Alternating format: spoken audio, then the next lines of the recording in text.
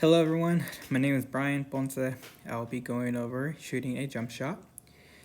The movement I chose to analyze was the basketball jump shot. The jump shot is one of the fundamental skills to have when playing this sport. Basketball is a great leisurely activity for those who enjoy this sport. This activity allows for social interaction with friends, family, and even strangers. Also, this sport is a great for physical health that focuses on endurance, coordination, and muscle recruitment. The jump shot is an all-body movement that allows individuals to hone in on their depth perception when trying to make a basket. The purpose for this activity is to allow individuals to engage in a leisurely sport and be able to socialize with their peers. Today I'll be breaking down one of my favorite players in the NBA, Steph Curry, and showing you why he's such a great shooter. Here's a video clip of one of his games that demonstrates his capability. They do have a timeout. Decide not to use it. Curry, way downtown. As I mentioned before, the jump shot is an all-body movement that requires various muscle groups to perform the activity. The jump shot can be broken down into 6 phases, from the initial loading phase all the way to the landing phase of the activity. The first phase involves loading certain joints to gather potential energy. This phase involves mostly all joints of the body and can be broken down within each area. Looking from a bottom-up approach, the movement starts with the ankle, the talocrural joint, which goes into dorsiflexion between 10 to 20 degrees, depending on the individual's range of motion. The agonist of this action involves the tibialis anterior.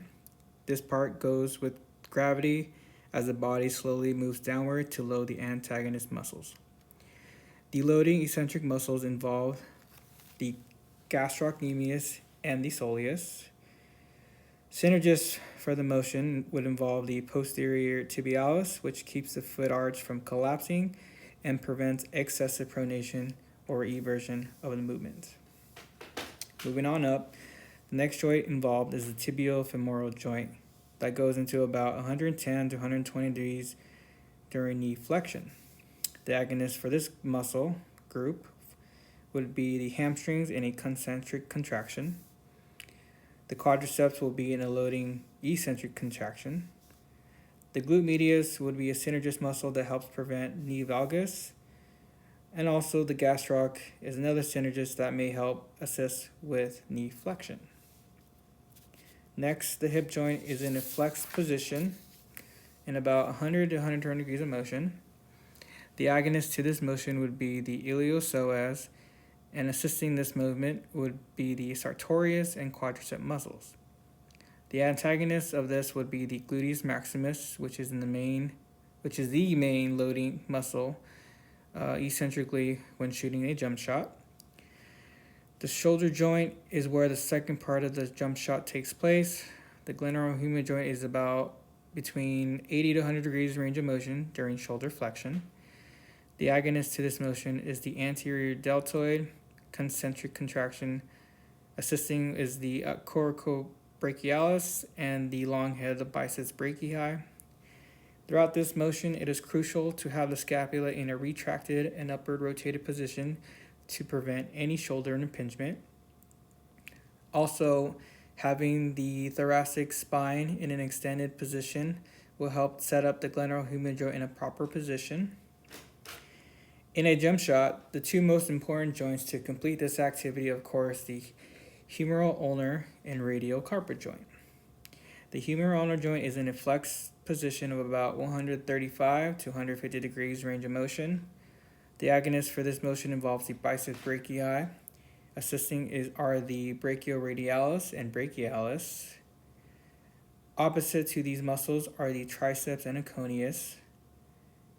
And lastly, the last joint involved in this activity would be the radiocarpal joint that goes into 30 to 50 degrees of extension. The main agonist of this muscle motion would be the extensor carpi radialis longus and brevis and the extensor carpi ulnaris. Opposite to this would be the flexor carpi radialis longus and the flexor carpi ulnaris and palmaris longus.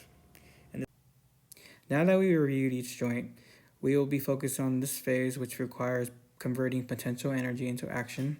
Here, the ankle joint is in a plantar flex position. Knees are extended, hips are extended, scapular motion is still retracted, thoracic spine is still extended, shoulders are also and elbow are still flexed, and lastly, wrists are still extended.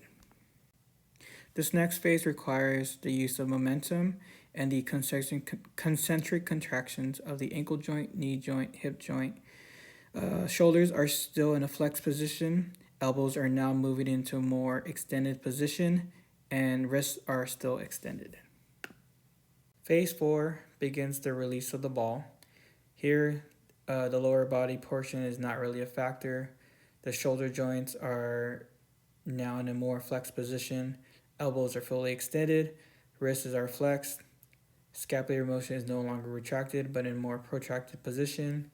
And lastly, thoracic spine extension is still going on, but in a more isometric contraction.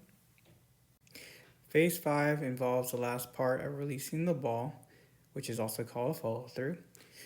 The joints involved are the elbow, wrist, MCP, PIP, and dip joints. Elbows are still fully extended. Wrists are flexed. The MCP joint is also flexed. Pips are extended. And lastly, the dips are extended. When you release the basketball, normally you want to follow through with your fingers, which is why I included the MCP, PIP, and dip joint.